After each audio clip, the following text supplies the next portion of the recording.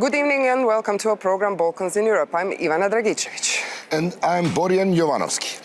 People in the Western Balkans still see the perspective for EU membership as an only direction and sustainable option for their future. But they are also right in being disappointed when they understand that the accession is somewhere in the blurry future. This is the words of one of the people who worked on the coordination of progress reports in the European Commission, Mr. Valden Axel Sotiris. In progress, or now as they are called country reports, Commission services present their assessment of what each candidate and potential candidate has achieved over the last year and set out certain guidelines on reform priorities. But are these reports enough to push real changes and help the countries to make real reforms? To discuss it here with us today, I welcome in our studio Mr. Toby Vogel, policy analyst from Center for European Policy Studies. Welcome. And our two distinguished MPs, Mr. Eduard Kukan and Ms. Dubravka Suica, both from EPP, the largest political party in the European Parliament. So let's start with you, Toby. You've been, looking in depth in European policies. Where is enlargement on the agenda at the moment? And are these progress or country reports really enough, to some politician, prime minister in certain Western Balkan countries to say, okay, we really have a problem, we're going to change things? Well, the reports as such are certainly not enough. What is needed is political will behind them, and that political will often, it has to come really from both the governments in the countries, in the candidate countries, as well as on the EU side. And on the EU side, I would argue that really, if you need to get stuff done, reforms done, what is needed is a strong interest from from a big member state such as Germany. When the going gets tough in the Balkans, I think the person to call is Angela Merkel. When Prime Minister Vučić is supposed to do something that he isn't doing, then it will be Chancellor Merkel who calls him and gets it done. So this isn't the European Commission, it isn't the country reports. I'm afraid it's also not the European Parliament, but it is rather good old-fashioned diplomacy. Looks like Berlin somehow took over Brussels, and it's now Berlin who is, directly in charge of the enlargement and maybe on other policies of That's EU perhaps also. a slight overstatement, but I would say that it's not so much that Berlin has taken over from Brussels as that Berlin has stepped into a void, because enlargement really as a priority has just slipped down the ranking of what's important to the Commission and to the member state, to the member states overall. So to the EU on the whole, enlargement is just no longer a big issue, a big priority. Ms. Suica, Croatia went through really hard negotiation and accession process towards the EU. Now we kind of have a certain agenda in our foreign policy to be there for other Western Balkan countries in this process, but we also have some unresolved bilateral issues with Bosnia and Herzegovina, with Serbia, Montenegro, be it political things or territorial things as borders and things like that. So what can Croatia at the moment do as an EU member to put maybe enlargement higher on the agenda? According to my opinion, Croatia can do a lot. Let me recollect. Yesterday, we celebrated 20 years of the Croatian membership in the Council of Europe. After that, it was 1996. After that, we needed 17 years in order to become full member of European Union. So it took... It's a long process. It's a long process. But nowadays, Croatia, although small, not to be compared with Germany, as you said, but it plays an important role in the Western Balkans or in Southeast Europe, the phrase you like more, you prefer. We somehow we positioned ourselves as a bridge towards Southeast Europe, and this is one of our first priorities in our foreign policy, in our new foreign policy. our new Prime Minister, Mr. Plenković, and our new Foreign Minister, Mr. Stier, who were our colleagues here in Parliament, they put this as our first priority, especially Bosnia and Herzegovina, but also Serbia, Kosovo, Albania, Macedonia.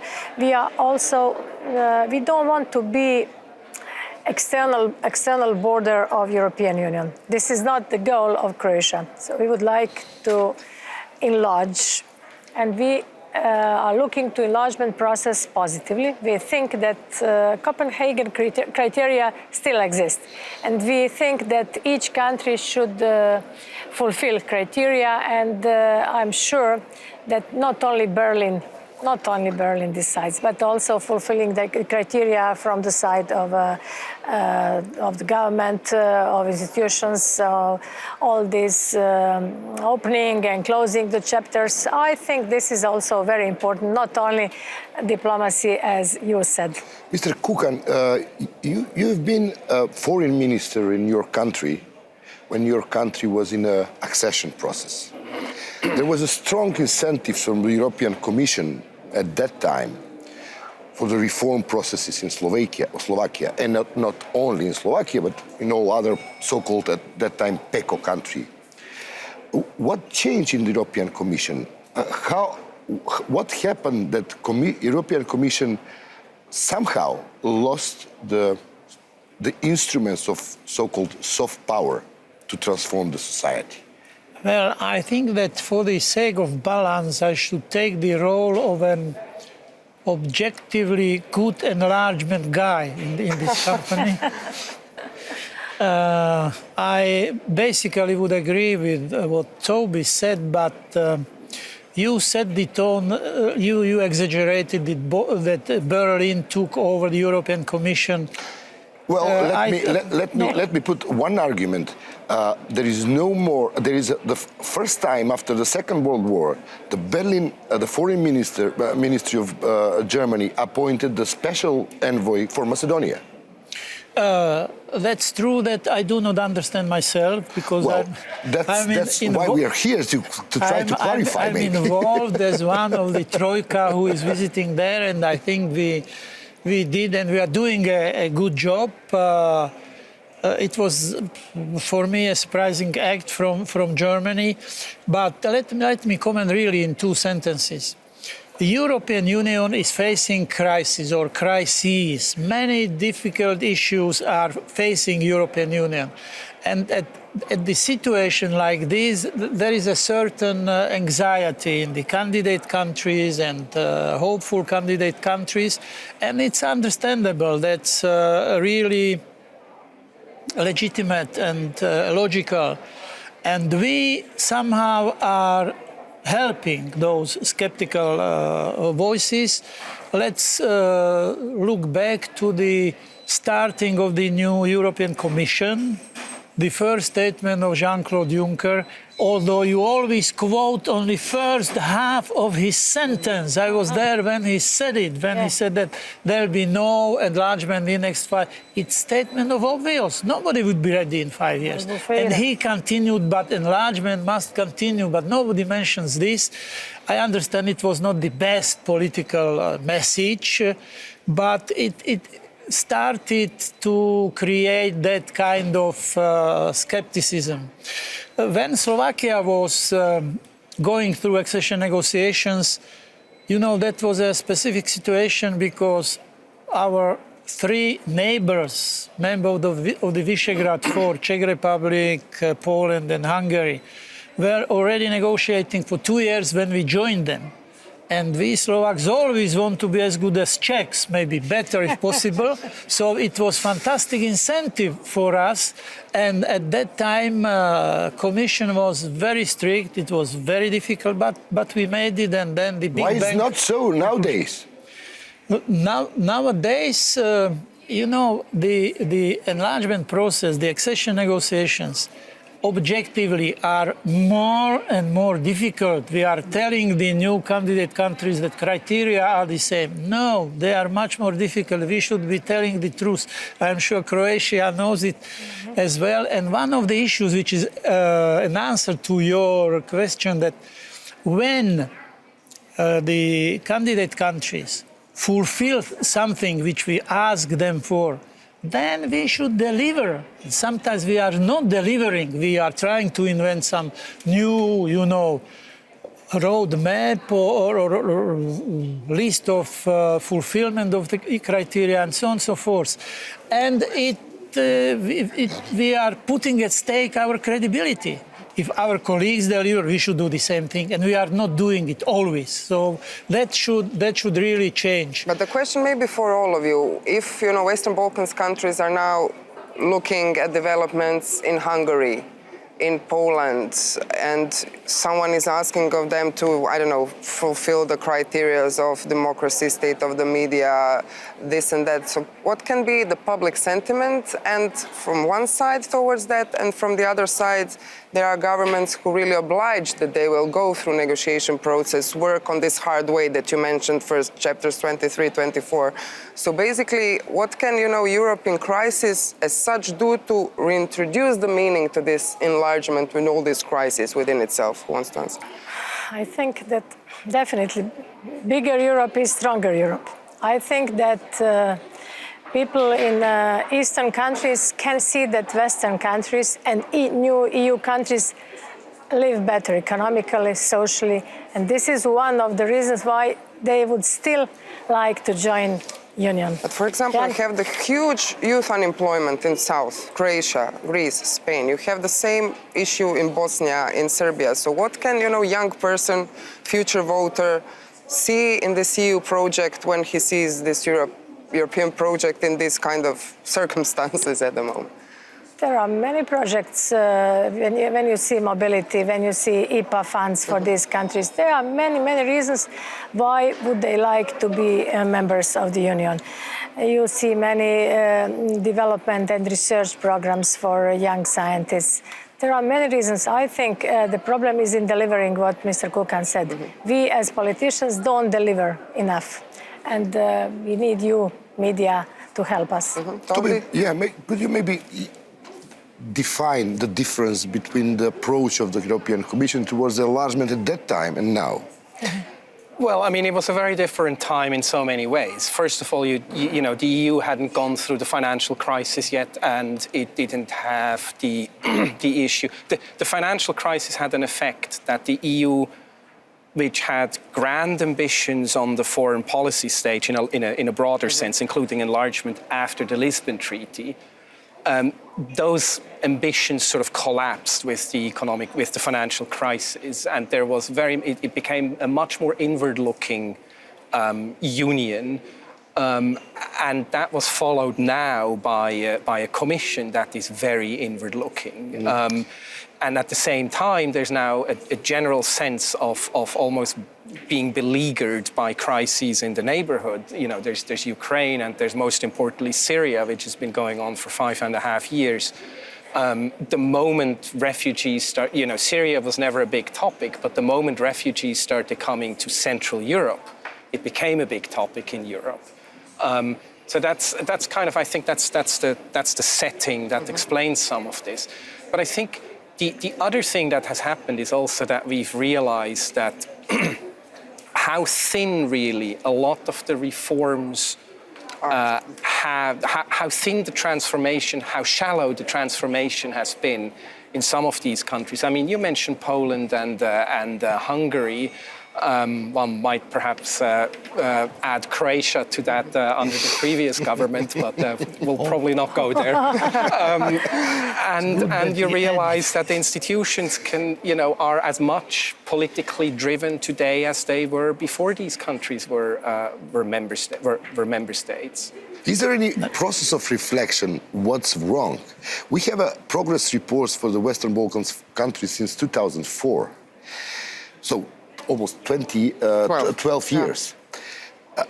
What's your opinion? What's wrong? Because on the other hand, we are witnessing the situation in some of the Western Balkans countries where there is authoritarian tendencies, lack of the basic European values. So what could be approved within progress report as an instrument to motivate the transformation of the societies. And political elites, what you said, yeah. Two remarks. To Ivana, you also mentioned about the youth unemployment and difficult situation of the youth in member states and candidate countries, and what are their ambitions or wish to join. Well, I think that EU pretty much realizes that this is one of the top priorities. And if you look, we are taking the measures. A lot of financial funds went into the providing the youth possibility to find the first employment. Now our political group is suggesting that every young person who reaches the age of 18 should be given some ticket or something so that he can travel and to see the Europe. So you are right that that is a difficulty, but we are trying to resolve it slowly, awkwardly, like everything, all these crises, and that's why that it is the results are not seen so much. Concerning the progress reports, now called country reports, you know, jokingly I would say that before some progress reports were regress reports because in some countries there were not much to speak about the progress. So maybe country report is more exact and more realistic reflection of the situation in those countries. But how to improve this instrument?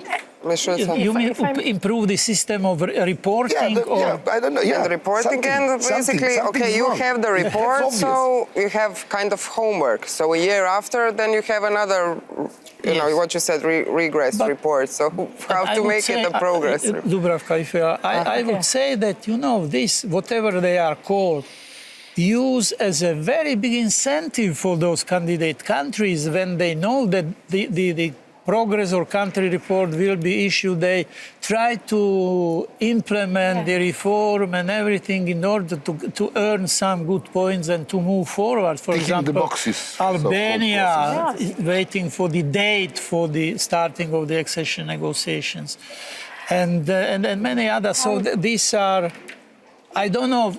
I always like to answer directly to a question. I don't have the recipe to your question. What kind of measure should be taken to change the situation? I don't think there is such an immediate measure, but we should be more responsible and more politically more efficient. If I may return to the beginning, when you answered these progress reports are not enough, it is true, but still they are our leverage to help these countries. When you asked about youth, young people, what is the reason for their joining union?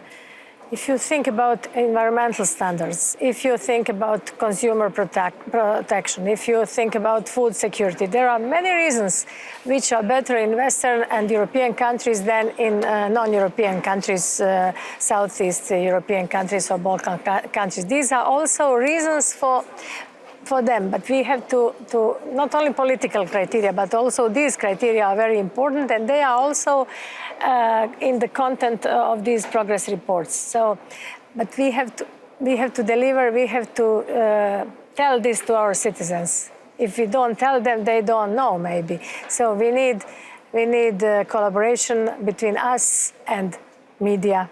I think this is very important. But if we live in this, again, as we see, strong geopolitical times, because we see, you know, eastern borders, let's say, of Europe, southern borders, multiple crises, we're going to see across the Atlantic what the new policies will be.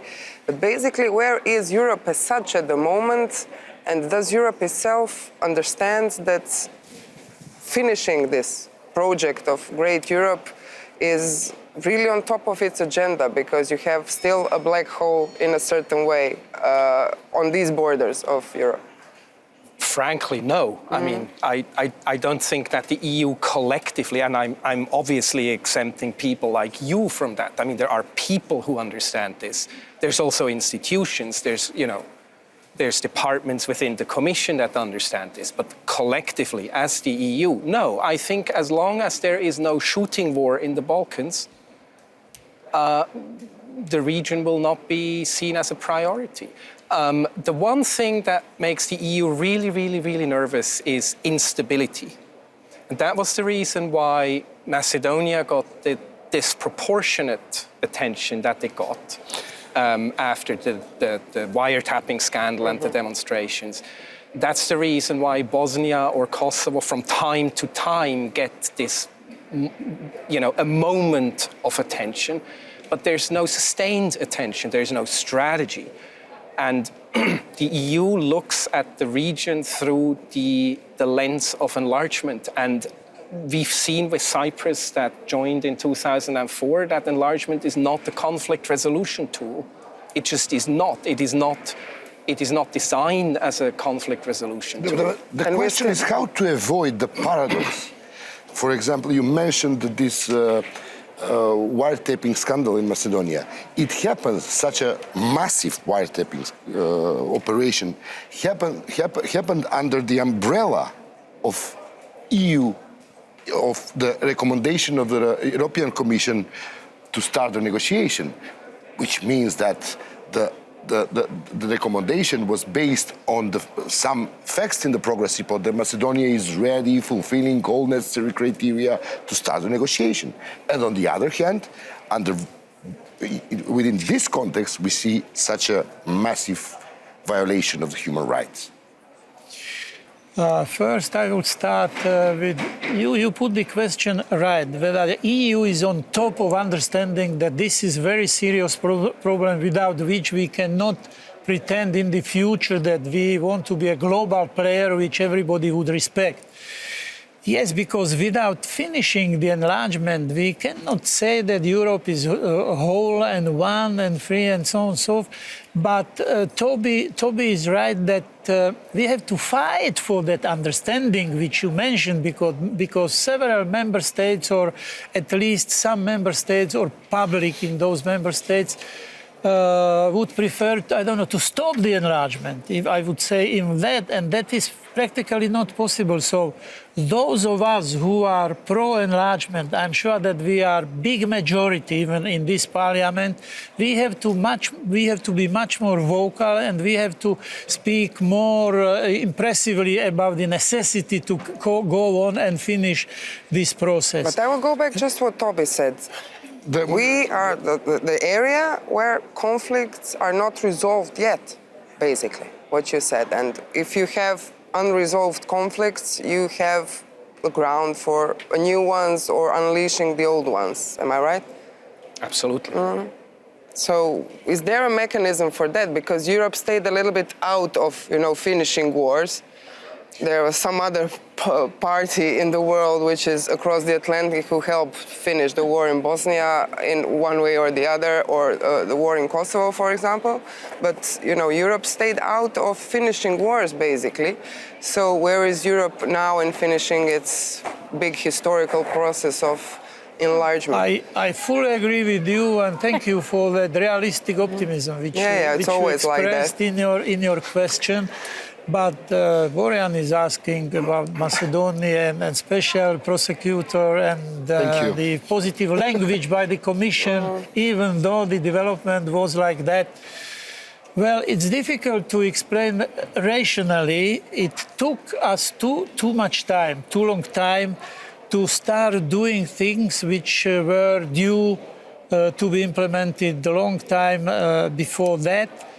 If the elections are going to happen on 11th of December, I still say if, it will be a good opportunity to start the new chapter of development in Macedonia. But without any political favoritism or closing eyes on some issues which were there and which outgrew over the proportion. So to Toby, you said that it is not.